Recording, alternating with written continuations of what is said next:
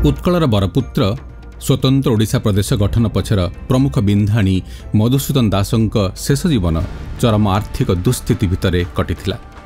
जड़े लोकप्रिय बारिस्टर हिसाब से एवं परवर्ती समय बिहार ओडिशा काउंसिल मंत्री भाव में तांको रोजगार बेस स्वच्छल होइथिले मध्य देश जातिर सेवारे मधुबाबू से सबकिछि व्यय कर देउथिले।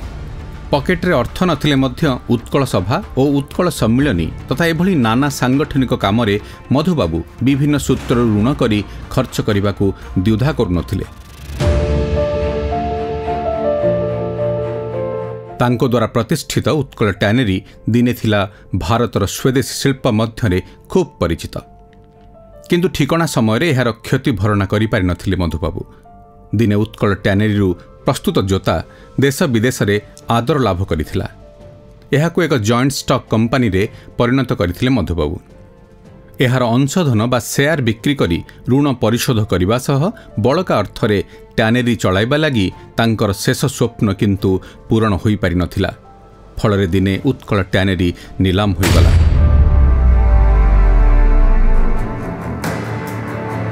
विशेषकर ब्रिटेन एवं यूरोप बाजार रे उत्कल टैनरी तैयारी जोतार चाहिदा देखी कलिकतार एक कंपनी व्हाइट वे लेडल प्रस्ताव देइथिले। कंपनी कहिला जे जोता उपरे उत्कल टैनरी मोहर बा ब्रांड छाप न लगाई व्हाइट वे लोगो लगाइबा पई। यह हेले कंपनी 50,000 टंकार रॉयल्टी सह एडवांस आकार रे 1 लाख टंका देबाकू प्रस्तुत थिला। ता सहित सप्ताह को 100 हल जोता किणी नेबाकू कंपनी देइथिला प्रस्ताव। किंतु स्वदेशी भावनार उबुटुबु मधुसूदन से दिन एही विदेशी प्रस्ताव रे राजी होई नथिले।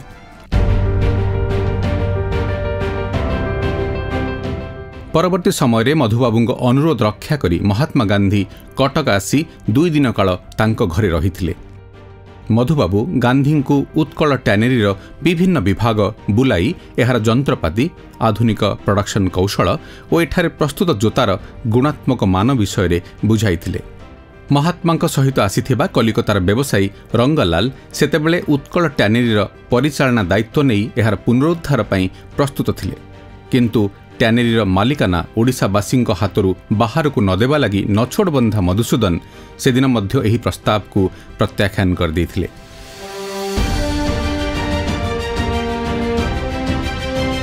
शेष में 1926 मसीहा नवेम्बर 15 तारीख में कटक सबऑर्डिनेट जज को अदालत रे नीलाम हो जाइथिला एही माटीर प्रथम शिल्प उत्कल टैनरी।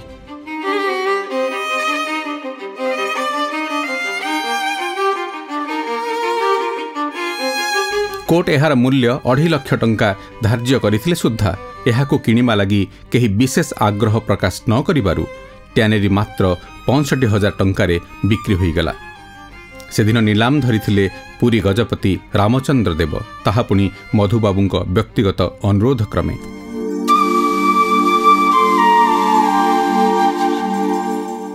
मधुसूदन जीवनर समस्त आय संचय और ऋण नियोजित होइथिला एही स्वदेशी शिल्परे।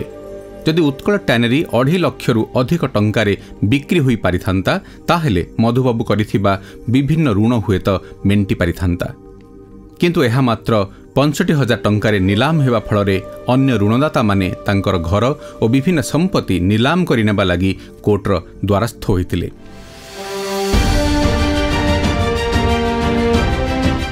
मधुबाबू को ऋण देइथिबा व्यक्ति और संस्था मानक मध्यरे थिले कलिकतार कक्स कंपनी, बहुग्रामर नंदकुमार इस्टेट, पारला महाराजा कृष्णचंद्र गजपति नारायण देव तथा बिहार एवं ओडिशार बहु जमीदार और महाजन।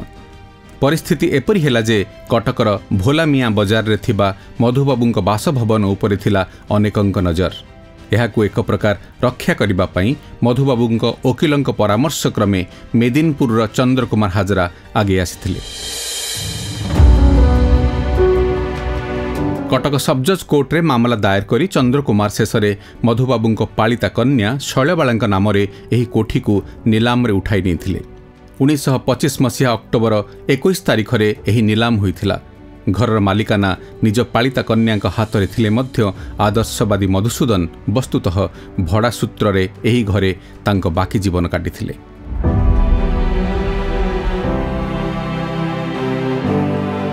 विभिन्न संपत्ति बिक्री करी बा बंधक देई पूरापूरी ऋण सुझी पारि नथिले उत्कल गौरव मधुसूदन दास। फଳରେ ऋणदाता मानकर लगातार आईनगत चापरू मुक्ति पाइबा पई शेषरे निजको देवालिया घोषित करबा लागि कोर्टर द्वारस्थ होइतिले। सेतेबेलକୁ मधुबाबूଙ୍କ ऋणभार तथापि रहिथिला 1,80,000 टंकारु अधिक। कटक जिला जज को कोर्ट रे परिचालित एही मकद्दमार राय प्रकाश पाइथिला 1927 मसीहा अगस्त 4 तारिख दिन। एही दिन ओडिशार जातीय जीवनर कर्णधार उत्कल मातार परम सेवक मधुसूदन दास घोषित हेले देवालिया रूपे। जातीय जीवनर विकास पाई जो स्वार्थमेध यज्ञ विषय मधुबाबू बारंबार कहूथिले सेथिरे शेषरे से निजकु पूर्णाहुति देइतेले।